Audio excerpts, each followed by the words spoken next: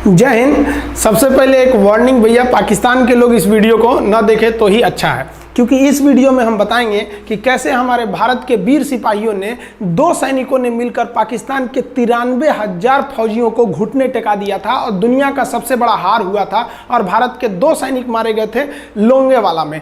हम इस वीडियो में बताएंगे कैसे PNS गाजी को डुबा दिया गया। ये भी बताएंगे कि चाइना पाकिस्तान का इतना बड़ा दोस्त बनता है लेकिन 1971 में क्यों नहीं बचा पाया, ना चाइना बचा पाया और ना ही अमेरिका बचा पाया। इस वीडियो में हम A to Z बातें करेंगे। अगर आप इस वीडियो को कंप्लीट देख लेते हैं तो कोई भी पाकिस्तानी की हैसियत नहीं होगी कि आपसे आंखें मिला सके, इसलिए इस वीडियो को देखते रहिएगा। यदि आप राष्ट्रवादी, अगर आप भारतीय हैं तो ही इस वीडियो को देखें। पाकिस्तानी और बाहर के चाइनीज वगैरह लोग इस वीडियो को न देखें, ये उनके लिए एक तरह का वार्निंग है, क्योंकि इसमें हम भारतीय सेना के हर उस वीर गाथा को बताएंगे जो एक हर भारतीय सुनना चाहता है। A to Z उस बातों को बताएंगे। स्वागत है दोस्तों हमारा YouTube चैनल विशाल इंडिया पे। मैं हूं आपका दोस्त अमर। दोस्तों आज जो मैं वीडियो लेके आया हूं खान सर का वीडियो है और वीडियो टॉपिक है उसका सन 1971 से पहले जो बांग्लादेश, आज के डेट में हम लोग बांग्लादेश के नाम से जानते हैं, वो सन 1971 से पहले पूर्वी पाकिस्तान हुआ करता था। और उस समय जो है बांग्लादेशियों पर जो अत्याचार हुआ था, उस समय भारत सरकार और भारतीय सेना ने अपने वीरता का परिचय देते हुए बांग्लादेशी भाइयों का रक्षा किया था और उनको पाकिस्तानी से आज़ादी मुक्ति दिलवाई थी। तो आइए पहले हम लोग दोस्तों वीडियो वॉच करते हैं, फिर उसके बाद हम लोग करेंगे बात। पाकिस्तानी इस वीडियो को क्यों ना देखें तो भैया आप देख लीजिए यहाँ क्यों ना देखें, क्योंकि हम आज चर्चा करने वाले हैं इसकी, और इसका नक्शा किससे मैच करता है आप देख रहे हैं। If you don't believe then go on Google. भाई किससे मैच करता है तो आप तो समझ में आ गया, भाई बुरा नहीं मानिएगा आप लोग। ध्यान से समझिए, जब भारत पाकिस्तान का विभाजन हुआ तो उसी समय पाकिस्तान दो भाग में था। एक इधर वाला जो एरिया है इसे हम लोग कहते थे पश्चिमी पाकिस्तान, जो मेन पाकिस्तान का एरिया है। और ये जो आज आप बांग्लादेश देख रहे हैं, ये बांग्लादेश नहीं था, बल्कि ये उस वक्त पूर्वी पाकिस्तान था। पूर्वी पाकिस्तान के लोग बंगाली भाषा को बोलते थे। पाकिस्तान के लोग इन लोगों को बड़ा भद्दे मजाक करके बोलते थे, कहते तुम लोग गधे हो, कुछ नहीं जानते हो, किसी काम लायक नहीं हो, यूजलेस हो लोग, तुम लोग छोटे हो, काले हो, मतलब उल्टा सीधा मजाक कर रहे थे। पश्चिमी पाकिस्तान के लोग इधर के लोगों को पसंद नहीं करते थे। हो गया नहले पे दाला 1970 में। 1970 में इस पूर्वी पाकिस्तान के शेख मुजीबुर रहमान चुनाव जीत गए और वो यहाँ के प्रधानमंत्री के पद के चुनाव जीत गए। अब यहाँ की आर्मी ने क्या किया, उनको शपथ ही नहीं दिला रहे थे। इसलिए 70 के चुनाव जीतने के बाद शेख मुजीबुर रहमान जब देखे कि ऐसा है तो उन्होंने अपना भाषण दिया 7 मार्च को और कहा कि अब हम इस पूर्वी पाकिस्तान को एक अलग देश बनाएंगे जिसका नाम रहेगा बांग्लादेश।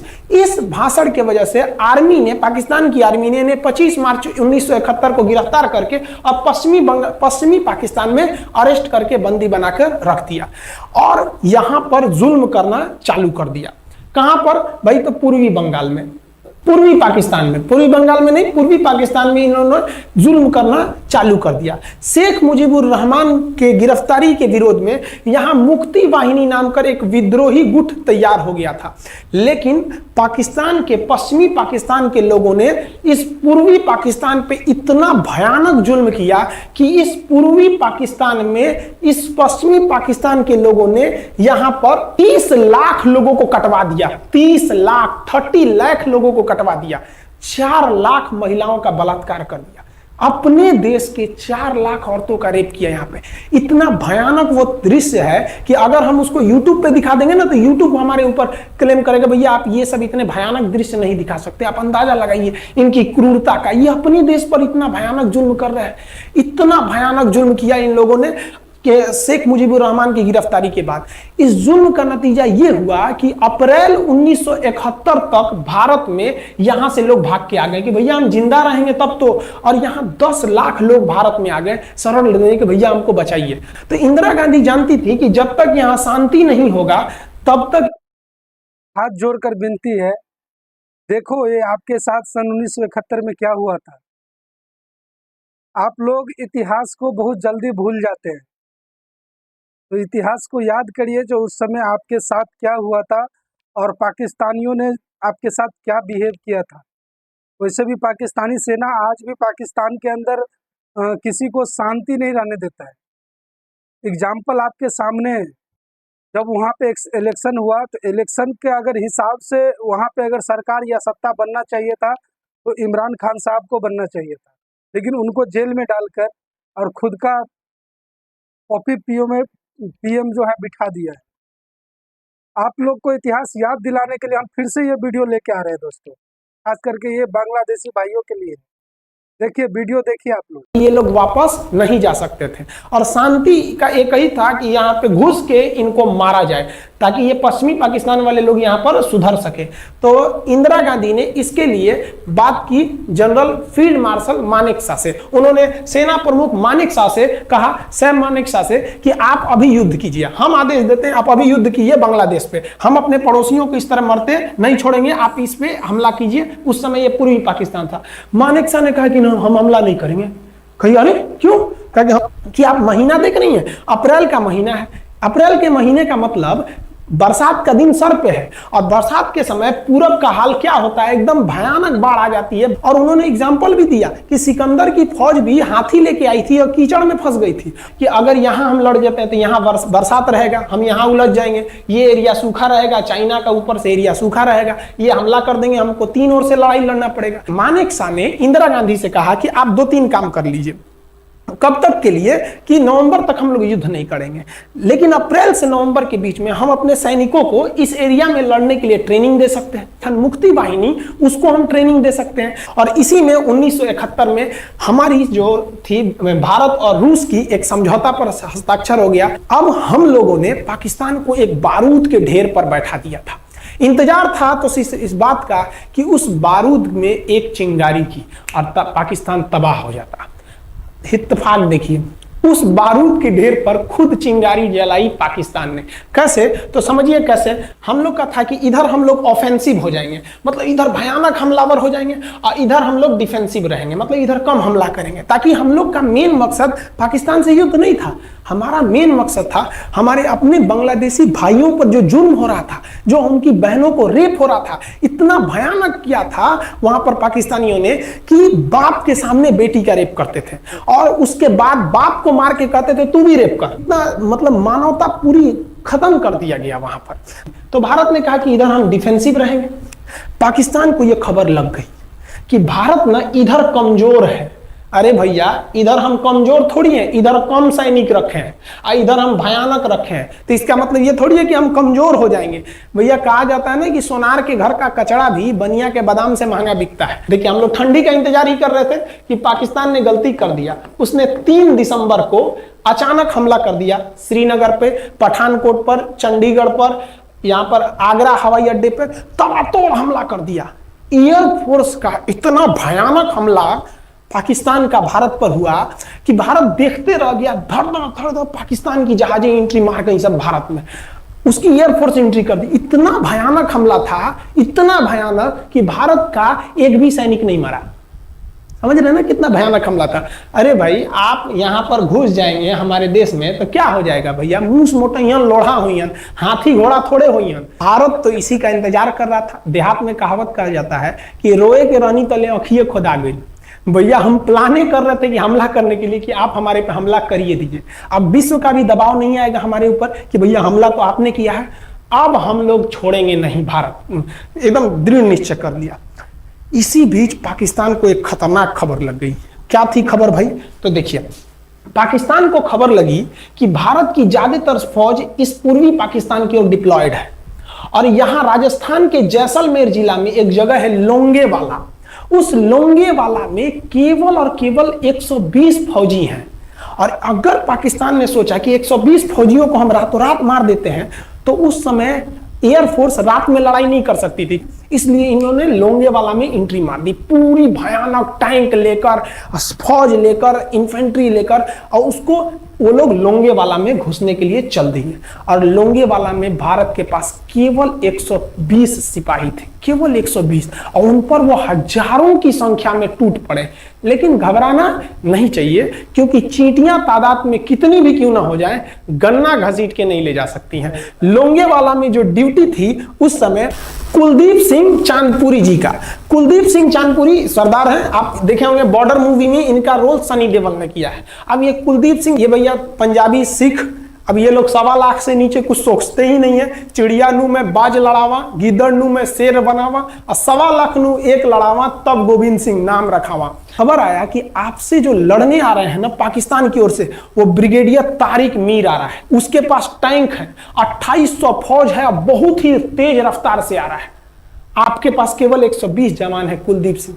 आप पीछे हट जाइए, आप पीछे हट जाइए, क्योंकि आपको हम ना, आप बहादुर हैं इसमें नो डाउट, लेकिन आप कैसे लड़िएगा उतनी भयानक फौज के पास से। यहाँ उन्होंने कहा खालसा सिख है, नहीं हट सकते हम दिखा देंगे कि हम 120 भी उन पर क्या पड़ेंगे, भारी पड़ेंगे। इनके पास ना ही टैंक को उड़ाने के लिए कोई संसाधन थे, टैंक को मारने के लिए एक जीप पर लगा हुआ छोटा सा तोप था, और इनके पास 3 ठो माइंस लगे थे। माइंस समझते हैं आप लोग, टैंक जो होता है ना बम, उसको उड़ाने के लिए माइंस लगाए जाते हैं। तो देखिए ध्यान से, ये है माइंस, ये माइंस होते हैं। इस पर अगर टैंक चढ़ता है ना तो टैंक ब्लास्ट कर जाता है। तब इन्होंने दिमाग लगाया, इन्होंने क्या किया, जो खाली रेगिस्तान था ना उसमें ना आगे की ओर 3 ठो ओरिजिनल माइंस को लगा दिया, और जो खाना खाने वाला टिफिन होता है ना 4 खंडे वाला, इसे उस टिफिन को इन लोगों ने रातों रात ना बिछा दिया।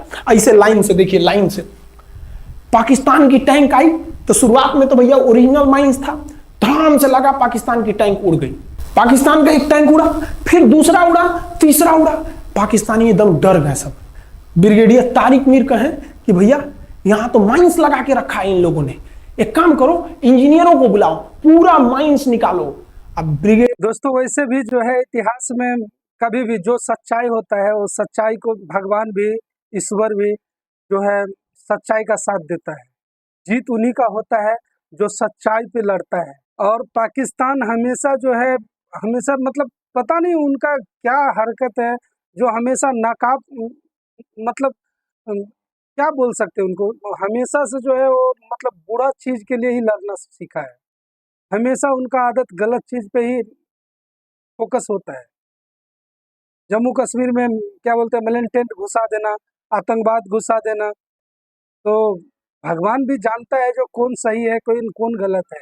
और उसी हिसाब से जो है कम साधन के बीच भी लोंगेवाला में हमारा सैनिक जो है अपना बुद्धि बल का प्रयोग किया और उन पे विजय हासिल किया। आइए वीडियो देखते हैं दोस्तों। जो हमारे मेजर कुलदीप सिंह थे, ये जानते थे कि बाबू अगर हम तुमको रात भर रोक दिए ना तो सुबह हमारी एयरफोर्स आएगी, तुमको जिंदा नहीं छोड़ेगी। इसलिए इन्होंने पूरा टिफिन बिछाया था। इन पाकिस्तानियों ने 6 घंटे लगा दिए उनको निकालने में। इंजीनियर आते थे तो डर के मारे टिफिन निकालते थे, अरे बाप रे बाप, और टिफिन में तो ईंटा पत्थर भर देते थे और डर के ले जाते, अरे भागो भागो भागो, माइंस है माइंस है। इसको लगाते लगाते इन लोगों ने पूरी रात बिता दी। 3 बज गया। 3 बजे इनको पूरा सन्नाटा दिखा कि भैया ये तो टिफिन है, ये रेगिस्तान में ये तो टिफिन है।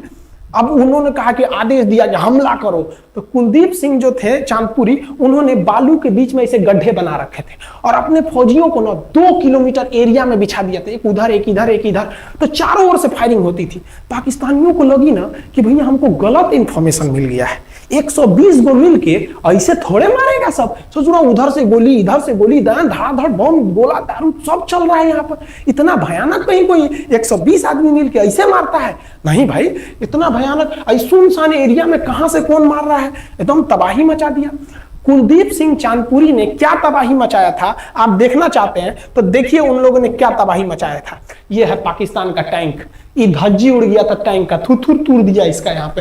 ये देखिए टैंक का, पाकिस्तानी देख रहे हैं कि भैया सब चक्का होका फेंका गया। बताइए ये चांदपुरी साहब कैसा करना चाहिए? ये कोई वीडियो गेम खेल रहे हैं? मार के धज्जी उड़ा दिया। अरे पाकिस्तान बच्चा है, अपने बच्चा है, बिगड़ गया, आराम से मारिए। ऐसे एकदम धज्जी उड़ा दिए हैं बेचारा सबको। पाकिस्तान के टैंक को धज्जी उड़ा के उस पे भारतीय सैनिक खड़ा होकर फोटो खिंचवा रहा था। फोटो खींचे, फोटो खींच। उस समय सेल्फी नहीं था ना, आगे से फोटो खींचना, फोटो खींचे। यहाँ पे आने वाली पीढ़ियों को ये प्रेरणा देगी। बताइए इतना सुंदर गाड़ी लेके आया था पाकिस्तान मारने के लिए, हाँ बेचारा ऐसे मारा जाता है? हाँ अरे ब्रिगेड मेजर साहब आप भी, बच्चा है, बच्चा को थोड़ा आराम से मारिए। देखिए इसका थोबड़ा बिगाड़ दिया गाड़ी का। ओहो, ऐसे नहीं मारना चाहिए, लेकिन क्या कीजिएगा, बच्चा बिगड़ जाता है तो धोना ही पड़ता है। ये हाल कर दिया रात भर में। सोचिए रात में इतना बुरा मारा, दिन में दिखता तो कुछ डाल रहा, पूरा एकदम भयानक तबाही मचा दिया मेजर कुलदीप सिंह चांदपुरी ने। इनके आगे कौन खड़े थे? ब्रिगेडियर पाकिस्तान के ब्रिगेडियर साहब। ब्रिगेडियर साहब को कहने लगी भैया ये तो बहुत बुरा मार रहा है सब, तब तक हो गया सुबह। और सुबह के वक्त हमारे जो हंटर जहाज थे, उस समय जो जहाजें थी वो हंटर जहाज थी। ये हंटर जहाजें रात में नहीं उड़ सकती थी, लेकिन दिन में उड़ सकती थी। रात भर तक कुलदीप सिंह चांदपुरी ने ऐसा कूचा पाकिस्तानियों को, इतना कूच दिया कि भोर हुआ तो बाकी का कसर पूरा कर दिया हमारे हंटर विमानों ने। ये हंटर विमान जब आए सब, तो इतना भयानक तबाही मचाए सब पाकिस्तान के जहाजों का कि आप हुलिया देखेंगे ना, पाकिस्तान के टैंक का ऐसे पड़ गया। ये सब टैंक पूरा तबाह हो गया, सब पूरी तरह ध्वस्त हो गया इतनी भयानक युद्ध में। 3 तारीख को पाकिस्तान ने हमले की शुरुआत की और ये 4 तारीख का शकल देखिए पाकिस्तान का। इतना भयानक धज्जी उड़ा दिया पाकिस्तान का जिसका कोई हद नहीं। पाकिस्तानियों को दुम दबा के भागना पड़ा। ब्रिगेडियर साहब भागे, कहें कि भाग भैया न तो ये सब जान ले लेगा सब। हम लोगों ने पाकिस्तान के टैंकों को अपने यहाँ रख लिया है म्यूजियम में। आज भी जाके देखिएगा ना तो इन टैंकों को डर के मारे पाकिस्तानी छोड़ के भाग गए कि भागो भाई यहाँ पर। ये 120 जवानों का जलवा था। और पाकिस्तानी कहते हैं कि हिंदुस्तान के लोग क्या लड़ेंगे। अरे भैया हम चीन पे वीडियो बनाए थे, आप पे नहीं बनाए थे, जो आप लोग हम लोग को बोल रहे थे कि पाकिस्तान हिंदुस्तानियों की औकात नहीं। देखिए अभी हम आपको औकात दिखाते हैं आपकी। खान सर, वो जो आपने चीन पे वीडियो बनाए थे, तो पाकिस्तानी को जो मिर्ची लगा तो वो रखेल है उनका। पाकिस्तानी चीन का रखेल है, उससे पहले अमेरिका का रखेल था, तो उसको तो मिर्ची लगना ही था। पाकिस्तानियों को मिर्ची लगना ही था, क्योंकि जितने लोग कपड़े नहीं बदलते, पाकिस्तानी जो है उतने बाप बदल लेते हैं, तो मिर्ची तो लगना ही था। चलिए वीडियो देखते हैं। ये आपका टैंक है, आके ले जाइए, हिम्मत है तो लेके जाके ये दिखाइए यहाँ पर। हाल तो ये हो गया था ना कि हम लोगों ने जो पाकिस्तानियों की जान ली थी ना, डर के मारे वो लाश उठाने नहीं आए थे, लाश को गिद्ध खा गए थे सब। हम लोग बोल रहे थे कि भैया हम गोली नहीं चलाएंगे, लाश लेके चल जाओ। हम नहीं जाएंगे, तुम लोग रेगिस्तान को कब्रिस्तान बना दिए हो। रेगिस्तान को कब्रिस्तान हम लोग हमला करने आए थे, शुरुआत तो तुमने किया था यहाँ पे। तो ये गिद्ध खाए थे सब, सफाई उफाई का काम ये किए थे सब। अब पाकिस्तान हम लोग को धमकी देता है, आज भी वो नहीं सुधरे हैं। आज भी हमने जो चाइना पे वीडियो बनाया था उस पे वो हमको धमकी देता है कि भारत की आर्मी कुछ नहीं कर सकती। अरे भैया आप सोचिएगा भी मत, अभी के समय में तो मत सोचिएगा। जानते हैं क्यों? देख लीजिए इधर अभी कौन बैठा है भारत में, समझ में आ रहा है? आप लोग तो पहले पाकिस्तान वाले लोग इस बात पर रिसर्च कीजिए कि इनमें ज्यादा खतरनाक कौन है आपके लिए। हमको तो यही ज्यादा खतरनाक लगते हैं भाई, समझ आया आप लोग को? तो अभी देखिए ध्यान से, यहां पर पाकिस्तान ने जो हार हुई थी लोंगेवाला में, ये हार में पाकिस्तान की तो कमर टूटी और पाकिस्तान का पूरा मनोबल टूट गया कि ससुरा 120 गो मिल के ऐसे कैसे धो दिया सब। बताइए इतना भयानक धो जाता है। तो ये शुरुआत तो इन्होंने किया 3 तारीख को, 4 तारीख को हमने धो दिया। अब बचा नेवी कहे कि भैया आर्मी को मौका दिए, एयरफोर्स को मौका दिए। रात में आर्मी धोई, सुबह में एयरफोर्स धोई, हम नहीं धोएंगे क्या? हम भी धोएंगे। नेवी कब पहुंची? 5 दिसंबर 1971 को कराची पहुंच गई। और कराची में जब पहुंची ना तो कराची को तबाह कर दिया। इतना भयानक बम्बार्डमेंट किया कराची पर कि कई दिन तक कराची बंदरगाह पर आग लगा था। और कराची बंदरगाह को तो उन्होंने ऐसा धज्जी उड़ाया जिसे लग रहा था सिंधु सभ्यता बना दिया उनको। तो पाकिस्तान की, पश्चिमी पाकिस्तान का कमर टूट गया। पाकिस्तान वालों ने कहा कि ससुरा सब बोल रहा था सब कि हम इधर डिफेंसिव है, यानी ज्यादा हमला नहीं करेंगे, ज्यादा हमला इधर करेंगे। ससुरा इधर कैसे मार रहा होगा सब, अभी इधर भी बताते हैं कैसे मारा सब। ये कराची पहुंच गया। आप देखेंगे क्या हाल किया था सब कराची पे। कराची में जब मारा गया था ना इन पाकिस्तानियों को, तो ये पाकिस्तानी भाग गए थे सब ग्वादर में। ये ग्वादर भाग गए। अभी इनसे ग्वादर भी जाने वाला है, पूरा राज्य चला जाएगा इनसे, बलूचिस्तान। छुप के गए थे लोग ग्वादर बंदरगाह पे। अगर हम झूठ बोल रहे हो तो आप खुद पता कीजिएगा अपने यहाँ के इतिहास में भाई। हिंदुस्तान ये ग्वादर बंदरगाह पे छुप गए थे सब। आप देखिए कराची का क्या हाल हुआ था उस समय। हमारे एयर नेवी ने क्या हाल किया था। पाकिस्तान का जितना जहाज बस मिल जाए कि भैया ये जहाज किसका है, तो भैया जब पता चले कि भैया ये जहाज पाकिस्तान का, ये हाल हो जा रहा था जहाज का। यहाँ देख लीजिए इनका पूरा ध्वस्त। भैया ऐसे मारा जाता है? हाँ, अरे भाई बच्चा को बच्चा की तरह मारना चाहिए। इंडिया की नेवी ने भी हद कर दिया। बताइए इस तरह मारा जाता है? हाँ, यहाँ देख लीजिए पूरा का पूरा धज्जी उड़ा दिया इन लोगों को। अरे भाई बच्चा है, बिगड़ गया है तो थोड़ा सा आराम से न मारिएगा कि देख रहे हैं इस तरह से मारा पूरा पाकिस्तान के। कराची बंदरगाह उड़ गया। तो पाकिस्तान का तो इधर से तो पूरा का पूरा धज्जी उड़ा दिया। अभी शुरुआत हुई युद्ध के, केवल 2 दिन हुए हैं। आप दिल थाम के रखिए, अभी युद्ध लंबा चलने वाला है। 3 दिसंबर को स्टार्ट किए, 4 दिसंबर को हम लोग लोंगेवाला धो दिए, अब 5 दिसंबर को कराची।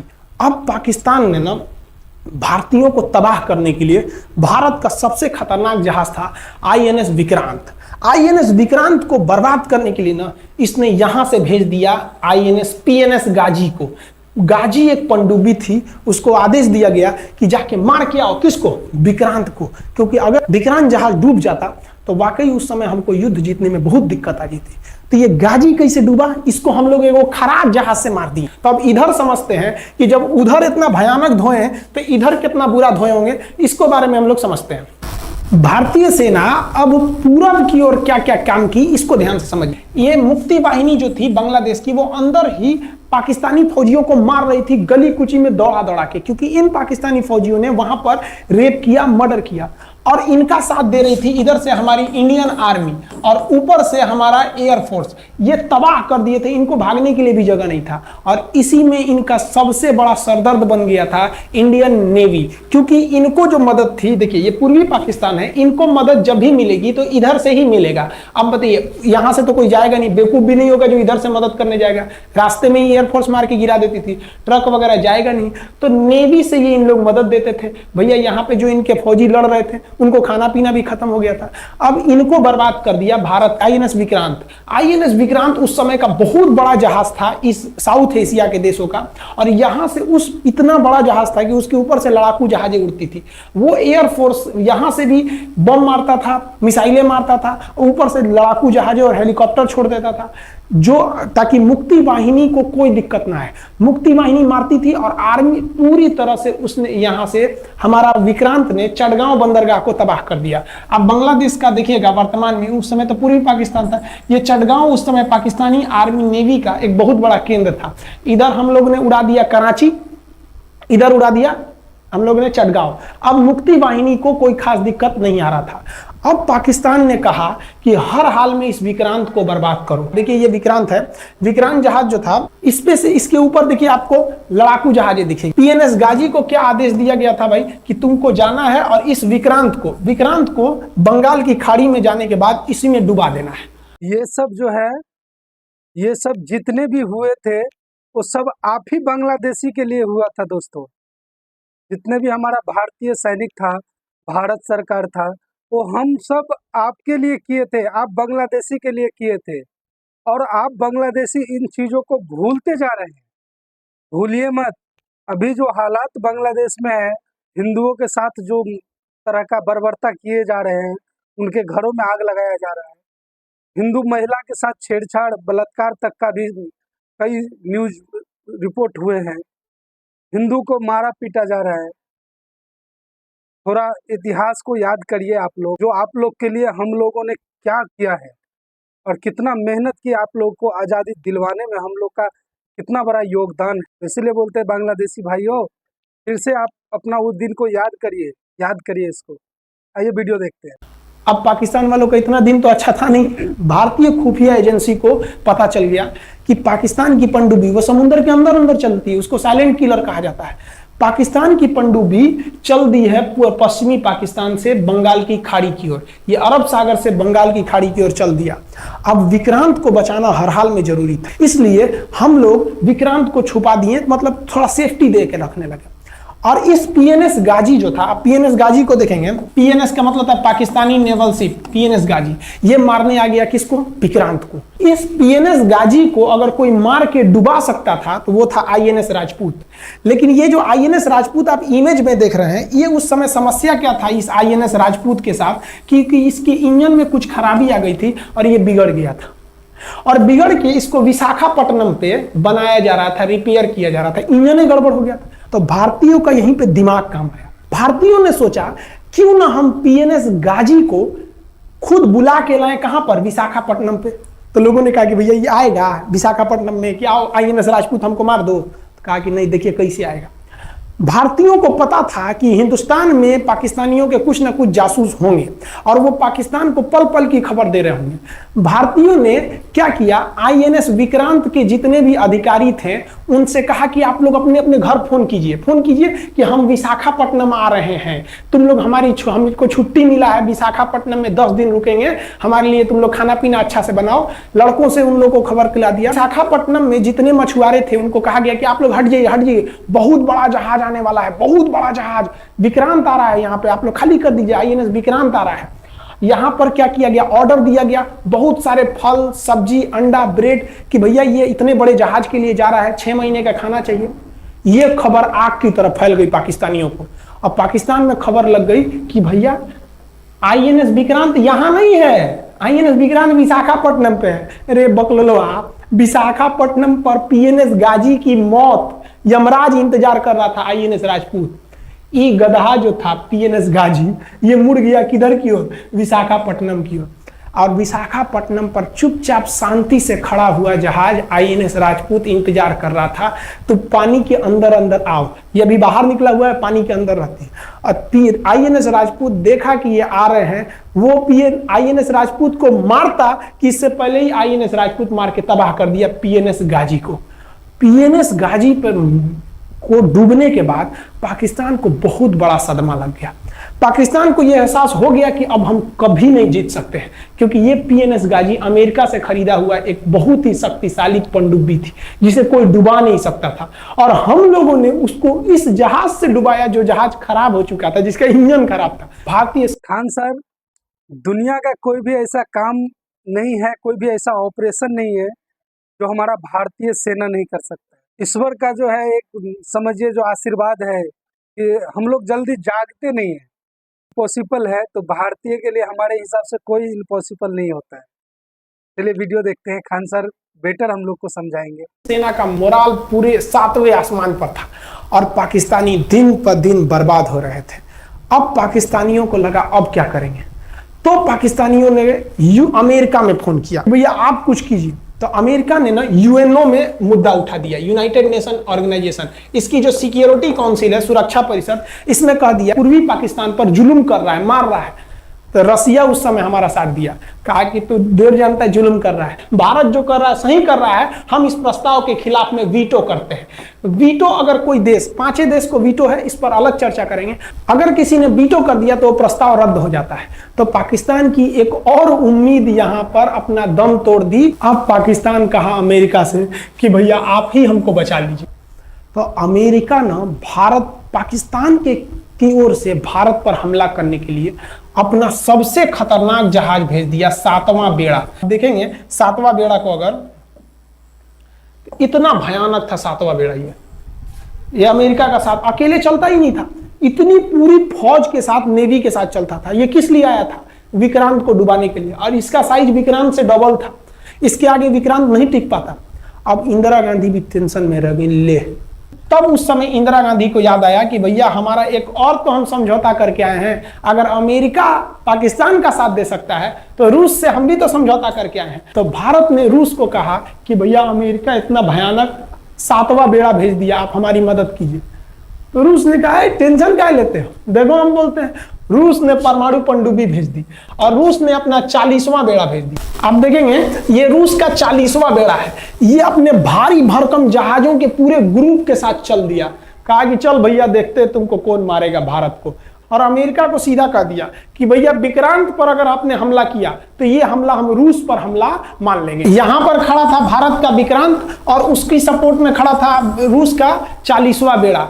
और रूस ने यमन से अपनी एयरफोर्स को भी कह दिया था कि भैया तुम भारत की देखभाल करना। तो भारत की सुरक्षा के लिए इतने लोग, और अमेरिका अपना 7वां बेड़ा लेके यहाँ मुंह देख रहा था, और ब्रिटेन ने भी अपने ईगल नाम के बेड़ा को भी भेज दिया था। तो ये 2 लोग हमारे खिलाफ आ गए थे लड़ने के लिए। कितना, अब बताइए, हम लोग बांग्लादेश की भलाई सोच रहे थे, और अमेरिका का 7वां बेड़ा और रूस का ब्रिटेन का ईगल हम लोग के खिलाफ था, और हमारा अपना विक्रांत और रूस की एयरफोर्स और उसकी 40वां बेड़ा हमारे साथ थी।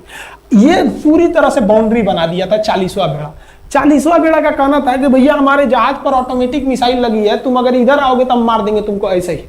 रूस ने अपनी सारी पनडुब्बियों को ऊपर उठा दिया समुद्र के ऊपर, ताकि सैटेलाइट से और दूसरी निगरानी से देखा जा सके, और यही हुआ भी। वो लोग रूस के इतने खतरनाक जहाजों के ग्रुप को देखकर घबरा गए, इतना घबरा गए कि ब्रिटेन ने कहा था we are too late. Britain का ईगल बेड़ा अमेरिका के 7वां बेड़ा से कर रहा है गिरे उधर मत जो, बहुत देर हो गया है, वो पहले पहुंच गया है रूस, अब मारेगा वहीं तबाह हो जाओगे यहाँ पे। तो 7वां बेड़ा ने धमकी दिया कि हमारे जहाज में परमाणु बम लदे हुए हैं। तो 40वां बेड़ा ने रिप्लाई किया था कि हम भी जब चले थे ना तो परमाणु बम लादे के चले थे, और गिनती जब कर रहे थे तो हम भी गिनती किए थे 250 हमारे पास भी परमाणु बम था, लेकिन इतना ज्यादा था कि सोचे कि कौन गिनेगा, बाद में गिनेंगे, आ जाओ देखते हैं किसके पास कितना है।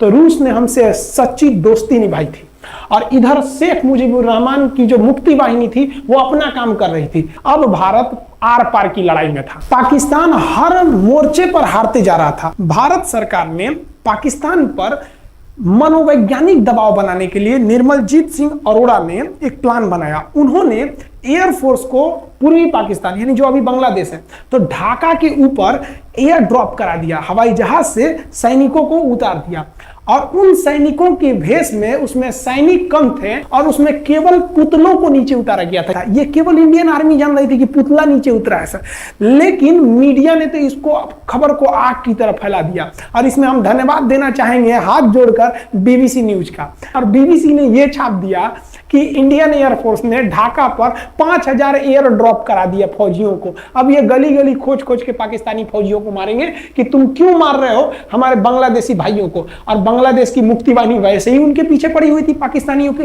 अब पाकिस्तानियों का पूरा मनोबल टूट गया, पाकिस्तानी गली गली छुप गए सब। सोचिए ये पुतला से डर जा रहे थे सब, रियलिटी में ये फौजी नहीं थे, पुतला गिराया गया था एयर ड्रॉप करके। अब वो लोग डर के मारे भाग गया यहाँ पर। अब एयरफोर्स ने देखा कि उसकी एक छोटे से वैज्ञानिक दबाव का इतना खतरनाक असर पड़ा है। एयरफोर्स ने कहा कि अब एक काम करते हैं, अब आर पार को अब ठोक डालते हैं पाकिस्तान को, अब जो होगा सो देखा जाएगा। एयरफोर्स ने बांग्लादेश के जो गवर्नर थे उनके घर पे हमला कर दिया। अब वो घर में नहीं थे, वो तो बच गए।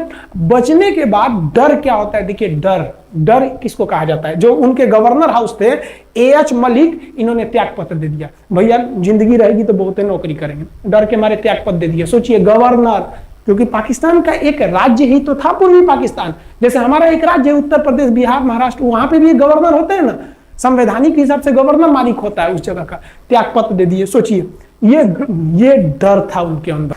निर्मलजीत सिंह अरोड़ा जो लेफ्टिनेंट जनरल थे, जनरल तो हमारे मानिक शाह थे, लेफ्टिनेंट जनरल थे जिन्हें बांग्लादेश जीतने की जिम्मेदारी दी गई थी, मतलब उसे सुरक्षा करने की जिम्मेदारी दी गई थी।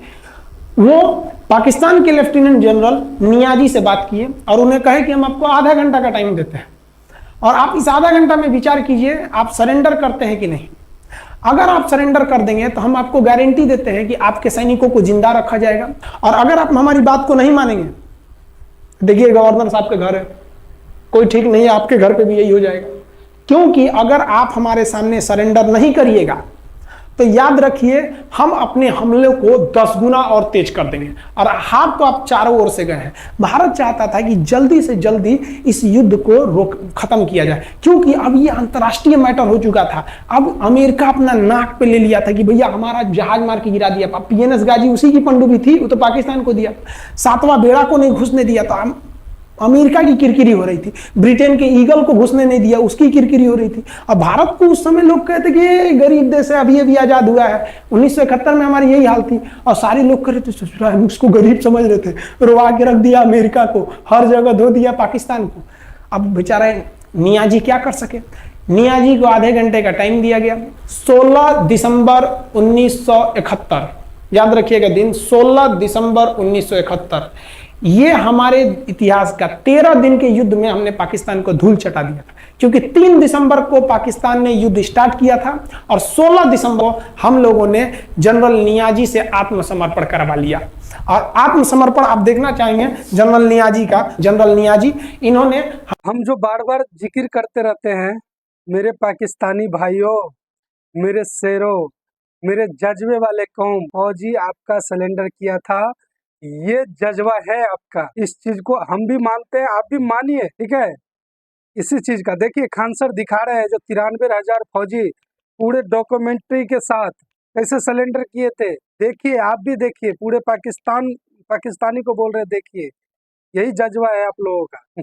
हमारे लेफ्टिनेंट जनरल निर्मलजीत सिंह अरोड़ा के सामने आत्मसमर्पण साइन किया और साइन करने के बाद बांग्लादेश के ढाका रेस कोर्स में इन्होंने साइन किया और इनकी आंखों में आंसू था। एक देश के सेनापति के लिए इससे शर्म की बात क्या है जो गिनीज बुक में नाम रिकॉर्ड करा दिया। गिनीज बुक में कैसे? देखिए, पाकिस्तान के लोग हम चाइना के वीडियो बनाए थे, उस पर कमेंट कर रहे थे कि इंडियन आर्मी कुछ नहीं कर सकती। देखो, बांग्लादेश तुम्हारी बहादुरी का जीता जागता उदाहरण है।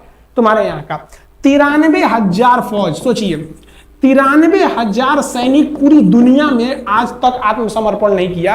ये 93,000 लोगों ने आत्मसमर्पण कर दिया। देख लीजिए, ये अपना बंदूक उतार फेंक दिए, अपने स्टार नोच के उतार दिया कि भैया हम लीजिए आत्मसमर्पण कर रहे हैं, बेल्ट उतार के दे दिया, अब चलिए जहां ले जा रहे हैं, जितना लाठी मारना है हमारी, आत्मसमर्पण। ये वही पाकिस्तान है, याद रखिए। आप याद कीजिए, हमारे 120 सैनिकों ने आपको धूल चटा दिया था लोंगेवाला में। केवल 2 सैनिक मरे थे लोंगेवाला में और पूरी की पूरी आपको भगा दिया था 4 दिसंबर को ही। और आप याद कीजिए, बहुत बहादुर बनते हैं ना। 93,000 फौज आपकी हार के गई है यहां से। इतना बड़ा हार दुनिया में आज तक कहीं का नहीं हुआ है। 93,000 सैनिक सरेंडर करके गए हैं भारत के सामने से। क्या बात कीजिएगा आप हमारे सामने। तो ये है, गिनीज बुक में नाम है। ये तो है भैया पाकिस्तान की आर्मी, एक तरह से गिनीज बुक में नाम है ना जी। भले हारने से नाम है तो क्या हुआ, पाकिस्तान के लिए इससे खुशी की बात क्या हो सकती है कि भैया गिनीज बुक के नाम है। अब इन लोगों को जेल में बंद कर दिया गया, बाद में हम लोगों ने इन्हें छोड़ भी दिया था। और इस सरेंडर के बाद बांग्लादेश के जो मुक्ति वाहिनी थी उसके चेहरे पर यह मुस्कान थी कि बांग्लादेश अब स्वतंत्र हो गया। ढाका इंदिरा गांधी का स्टेटमेंट था, ढाका स्वतंत्र राजधानी है स्वतंत्र बांग्लादेश की।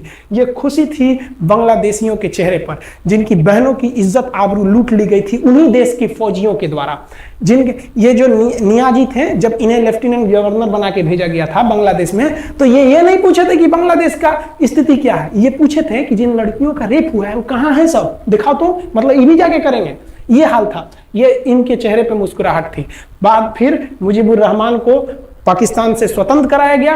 भारत ने जो अपना वादा किया था कि शेख मुजीबुर रहमान को स्वतंत्र करेंगे, बांग्लादेश को स्वतंत्रता दिलाएंगे, उनके अधिकारों के लिए लड़ेंगे, भारत ने अपने वादा को पूरा किया। आज शेख मुजीबुर रहमान की बेटी शेख हसीना बांग्लादेश की कमान संभाले हुई है। शेख हसीना, जब हमको याद है जब वो भारत आई थी तो एयरपोर्ट पे, तो मोदी जी एयरपोर्ट पर रिसीव करने गए थे, जबकि ऐसा नहीं होता है। शायद ही बांग्लादेश की प्रधानमंत्री को पूरी दुनिया में कोई बड़े देश का राष्ट्रपति रिसीव करने जाए, प्रधानमंत्री रिसीव करने जाए। तो भारत अपने पड़ोसियों का इतना ख्याल रखता है, चाहे वो नेपाल हो, भूटान हो, सबके साथ। अभी हाल फिलहाल में नेपाल के लोग थोड़ा गुस्सा हैं लिम्पियाधुरा काला पानी को लेके, लेकिन ऐसा नहीं है कि हमारा नेपाल के साथ कोई खराब रिश्ता है। हमारा नेपाल के साथ रोटी और बेटी का रिश्ता है। बांग्लादेशियों के साथ हमारा बहुत ही अच्छा संबंध रहा है। आज हमारे बांग्लादेश के साथ बहुत ही मधुर संबंध है। और बांग्लादेश को जो पाकिस्तान के लोग कहते थे ये किसी काम लायक नहीं है, ये वाले भाई लोग पाकिस्तान से आगे निकल गए। आज इनका मलमल का कपड़ा, जूट और पाम ऑयल पूरी दुनिया में फेमस है। जहाजों की मरम्मत में, मतलब जहाज के रिपेयरिंग में बहुत आगे निकले हैं बांग्लादेश के लोग। आई होप आप समझ गए होंगे। इस युद्ध के बाद अगर भारत चाहता तो भारत पाकिस्तान के पश्चिमी भाग को भी कब्जा कर लेता, क्योंकि यहां तो हम लोग हराए ही थे। उनके 93,000 फौज तो हम लोग जिंदा पकड़ लिए थे। हम उन्हीं को कह देते बंदूक लगा कि कश्मीर खाली करो, हमारा यहां से वापस जाओ। लेकिन बावजूद हमने इंसानियत दिखाई थी पाकिस्तान के ऊपर। इसका बदला पाकिस्तान ने हमें क्या दिया पता है? 26/11 हम संसद भवन पर अटैक, तो कभी अमृतसर में अटैक, कभी मुंबई में बम ब्लास्ट, कभी 26/11 का हमला, ये सब हुआ। हम चाहते तो उस वक्त भी जीत सकते थे। ये पाकिस्तान वाले आप जो कहते हैं कि हम बहुत बहादुर हैं, भारतीय सेना हमारा क्या कर सकती है, तो भारतीय सेना की रहमो करम पर आप लोग जिंदा थे, वरना 1972 में ये जो सेना थी ना, 71 में, आप लोग को कहीं का नहीं छोड़ती। आप हिंदुस्तान के व्यूवर्स आप लोगों से भी कहते हैं कि एक लाइक तो बनता है इस सैनिकों के लिए, हमारे लिए नहीं, हमारे इस चैनल के लिए। कभी नहीं कहेंगे कि Khan GS research centre channel को आप सब्सक्राइब करिए, लाइक करिए, हम ये कभी नहीं कहते हैं। लेकिन हम ये जरूर कहते हैं कि आज एक लाइक बनता है हमारे इन वीर सिपाहियों के लिए जो आज भी सेना के लिए डटे हुए हैं। और ये पाकिस्तान इस पर कमेंट करते हैं। हम आप भारतीयों से कहते हैं, आप हिंदुस्तानी हैं तो इस वीडियो को जितना से ज्यादा शेयर करना है आप शेयर कीजिए, ताकि आपके बच्चों तक को ये पता चल सके कि हमारे सैनिक कितने बहादुरी हैं, कितने बहादुरी से लड़े थे हमारे सैनिक, कितने बहादुर हैं। और इस वीडियो को आप इतना शेयर कीजिए कि पाकिस्तान तक पहुंचे और वहां का बच्चा बच्चा इस वीडियो को देखे, ताकि उनके अंदर भारतीय सेना का जो डर है वो बैठे। ये डर जरूरी है उनके अंदर, ये डर उनकी हड्डियों तक जाना चाहिए। और हाँ, कोई भी देश के हो, हर देश को अपने सैनिकों के लिए सम्मान करना चाहिए। हम ये कोई मनगढ़ंत कहानी नहीं बताएं, हम अपने सैनिकों की वीर गाथा बताएं जो A to Z अक्षरशः सही चीजें हैं। समझ में आया? आप इस वीडियो को देख रहे हैं तो मेरे साथ बोलिए आप लोग, भारत माता की जय। पाकिस्तान के युद्ध का जो हम सीरीज बना रहे हैं, आज 71 का युद्ध बढ़ाएं, हम आपको कल 1948 का युद्ध बता देंगे, 65 की लड़ाई में वीर अब्दुल हमीद ने जो बहादुरी दिखाई, फिर आपको 84 का सियाचिन, 99 का करगिल और 62 की चाइना युद्ध के बारे में भी बता देंगे। याद रखिएगा, चाइनीज और पाकिस्तानी इस वीडियो को डिसलाइक जरूर करेंगे, आप उन पर भारी पड़िएगा। ये वीडियो आप संभाल के रखिएगा, अपनी पीढ़ियों को दिखाइएगा कि हमारी सेना कितनी बहादुर थी। एक सैल्यूट हम अपने वीर जवानों के लिए। जय हिंद। हम बहुत ही सौभाग्यशाली हैं जो ऊपर वाले ने हमें हिंदुस्तानी बनाया। I proud to be Indian. जय हिंद। दोस्तों, वीडियो समाप्त हो गई, और क्या कहना इस चीज़ को, जो है भारतीय सेना का वीर गाथा आज भी जो है वो जुनून पूरे रग रग में दौड़ने लगता है दोस्तों। और दोस्तों, हम ये कहना चाहेंगे बांग्लादेशियों को, जहाँ पे शेख हसीना का जो सरकार था उनका तख्ता पलट हो गया है, सेना सत्ता में आ गई है, और वहाँ पे दोस्तों आगजनी हो रही है, खास करके हिंदू समुदाय के साथ दुर्व्यवहार हो रहा है।